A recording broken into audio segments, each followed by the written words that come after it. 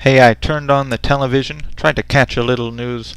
There was Stan the newsman with all his liberal views. He was talking about a wedding, but they only showed 2 men, so I fired off an email with an invite just for them. Come on down to the farm. Come on out to the barn. You won't see 2 roosters walking arm in arm. They couldn't make a chicken. They don't even have an egg to hatch. When God said love your brother, I don't think he meant like that. Now in this little email, I commenced to tell him how 2 mares can't make a stallion, and 2 bulls can't make a cow. Why, it takes a male and female for the species to go on. There will be no reproduction if the plumbing is all wrong. Come on down to the farm. Come on out to the barn. You won't see 2 roosters walking arm in arm. They couldn't make a chicken. They don't have an egg to hatch. When God said love your brother, I don't think he meant like that. We used to teach our children all about the birds and bees. Now the world is telling them, do anything you please. They need to get back to the Bible, back to the gospel truth, 'cause a million happy ganders could not make a single goose. Come on down to the farm. Come on out to the barn. You won't see 2 roosters walking arm in arm. They couldn't make a chicken. They don't have an egg to hatch. When God said love your brother, I don't think he meant like that. It ain't normal. I don't care what they say. It just ain't normal. The lyrics I just read are to a very amusing Christian song about natural law and, of course, against the very popular sin of sodomy. It says in a lyrical, tongue-in-cheek way, sodomy is against God and against nature. And sure it is. Fine. I recently heard this song performed by a missionary couple and their 9 children, sung very well in harmony. They were blessed and beautiful. And that got me thinking about the insightful lyrics of this amusing song. It got me thinking, I guess, about the farm. You see, this song, while I enjoy it, reminds me as much of the modern state of believers as it does of modern sodomites. Christians point to the disobedience of the absurdly transsexual world around us, and in a sense presume that what we are doing is better. And I guess in some ways it is, but I'm not sure how many. For example, I'd like to give you folks a little invite. Come on down to the farm. Come on out to the barn. Look around and see how many chickens and roosters live for years with each other without making any eggs. Do you find any? I mean, other than poultry with serious illnesses, are there any poultry like that? Can you find me a chicken and rooster pair next to each other for years who make as few as 1 or 2 eggs? Probably not that either. And why not? Because it just ain't natural.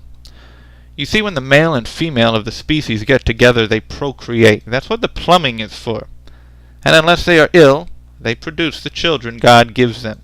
Sounds easy enough to understand, but you'd hardly guess it by the marriages and families of the preponderance of Christians, who, while quite pro-natural law in the sodomy area, refuse to get down to the barn themselves when it comes to natural law. Where are all the children, farmers? When God said multiply, I don't think he meant with math. So come on down to the farm. Come on out to the barn. You won't see 2 roosters walking arm in arm. There will be no reproduction if the plumbing is all wrong. These lyrics are so true. Just like it's true that there will be no reproduction if the plumbing is all torn up and ripped out of the walls, just like Christians do shamelessly through contraception. A million happy husbands won't make a single goose. You see, if you change the hormones of the female, her body will not release mature eggs, and the baby will likely not be conceived. Look it up, folks. That's natural law. And if you wipe out the lining of her uterus, like it were a human Hiroshima, that wiped out uterus won't be able to hold the newly conceived babe anyway, so he'll die at a young age inside the womb of his mother. That's what happens when you screw around with the plumbing. The plumbing doesn't work. Is that natural too? So come on down to the farm. Come on out to the barn. You won't find a rooster looking like a chicken, or a chicken like a rooster. That's because God created them differently. They have their natural differences in behavior, physique, and looks. You'll find those natural differences between genders start to disappear if you look at the modern church community instead of the farm. The sex differences just blend into each other. You might think you walked into the local homosexual parade, when in actuality you walked into the local Christian gathering. In fact, it seems like many, somehow especially among women, are truly going out of their way to look like the opposite gender. Chickens like roosters, roosters like chickens. Could that possibly be at the root of the problem? So come on down to the farm. You little images of the Savior, come on out to the barn. We've got chickens looking like roosters, roosters like chickens, all stopping up their plumbing or ripping it out of the wall so they won't have to lay any eggs. Sound natural to you? Sound godly? This isn't Country Road to Take Me Home, folks. It's Gender Queer Central. We have messed with nature. We have disobeyed God, and we are creating the same gender problems we loudly complain about. As the song says, we need to get back to the Bible, back to the gospel truth.